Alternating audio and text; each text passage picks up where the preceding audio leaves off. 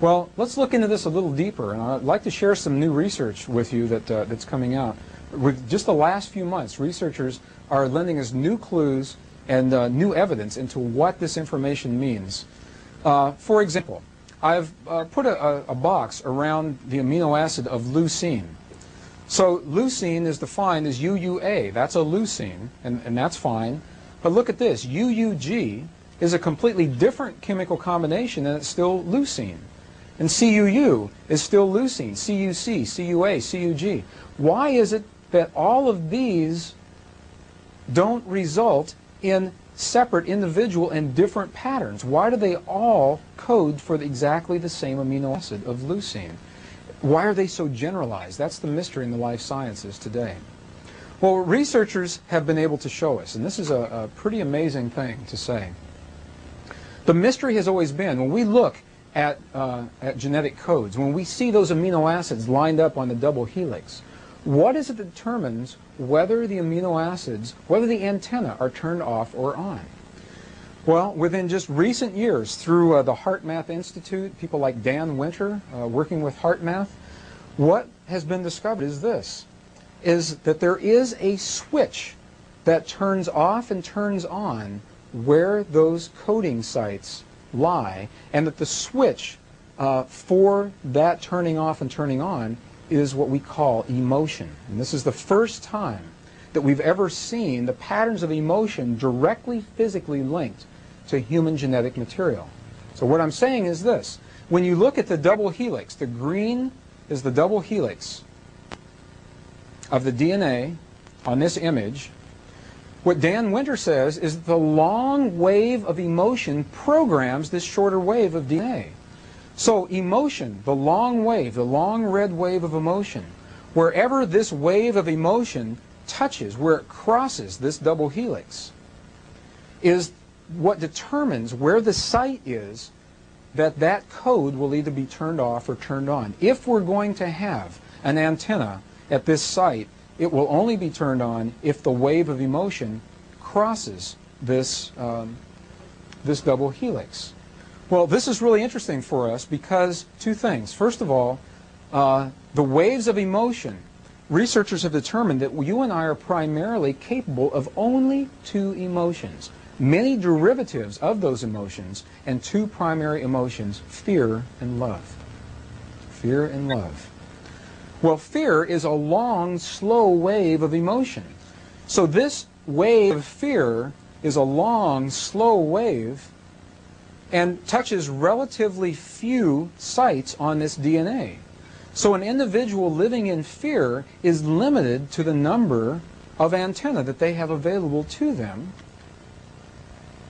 whereas an individual living in the pattern of love, this is love in DNA. You can see it's a higher frequency, shorter wavelength. We have many more potential sites for coding along that genetic pattern. This information, this is amazing. This is the first time we've ever had a hard digital link between emotion and genetics. And what we're saying is this, that the way you interpret and perceive emotion in your lives directly, linearly affects and determines how your body responds genetically.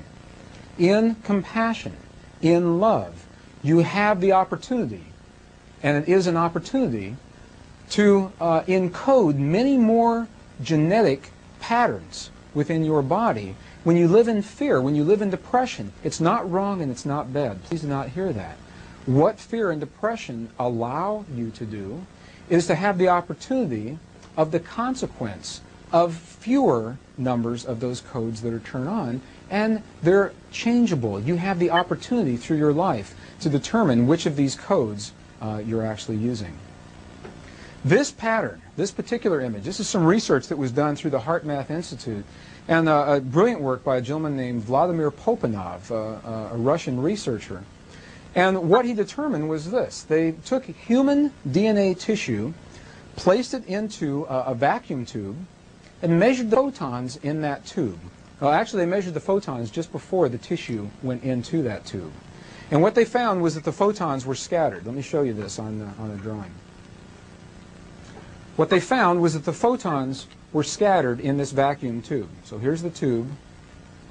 Here are random photons.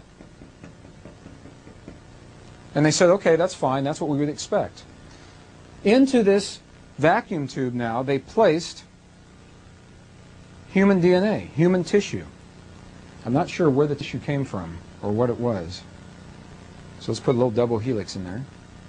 And then they measured the photons again, and what they found astounded the researchers. It astounds me to this day. What they found was that the patterns of light align themselves. Let's make light red.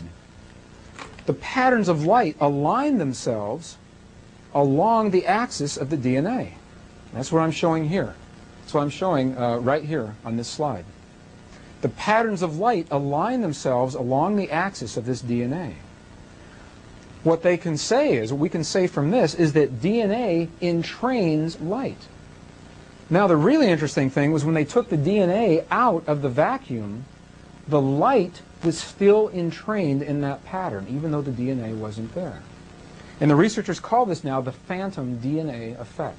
And what they are saying, what we can say very accurately, is that light responds to our genetic material.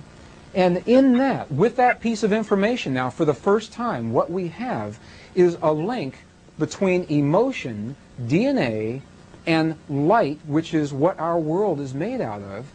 As emotion, thoughts, love, fear, whatever they are, as emotion determines the patterns and the codes in the DNA, and the DNA determines the patterns of light.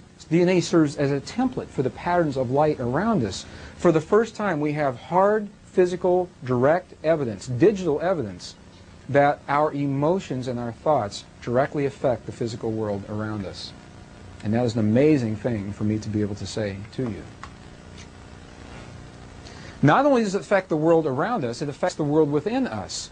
The energetic systems of the body, the nervous systems, the nervous pathways, and the chakras are all determined through our experience of emotion and feeling, how emotion and feeling trip the switches of genetic material and our body resulting as an expression of that.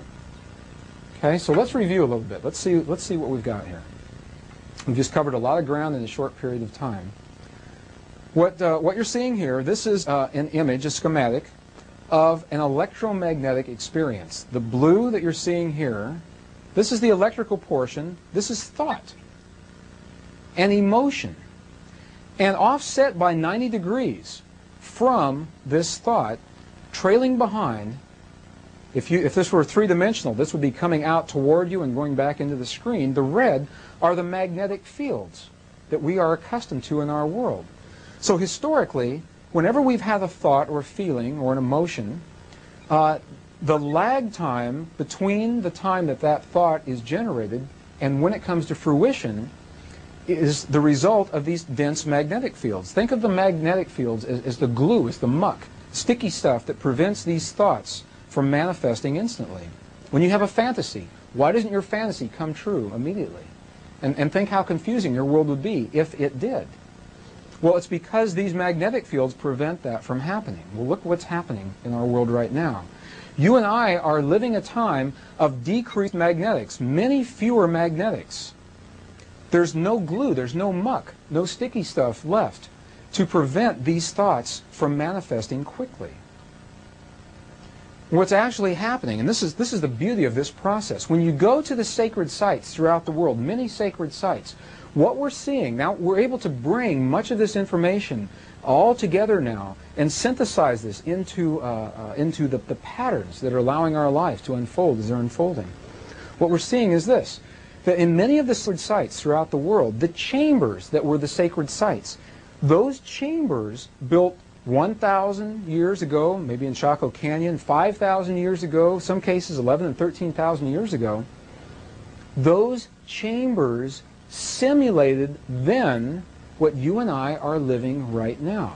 You go to the board and show you that.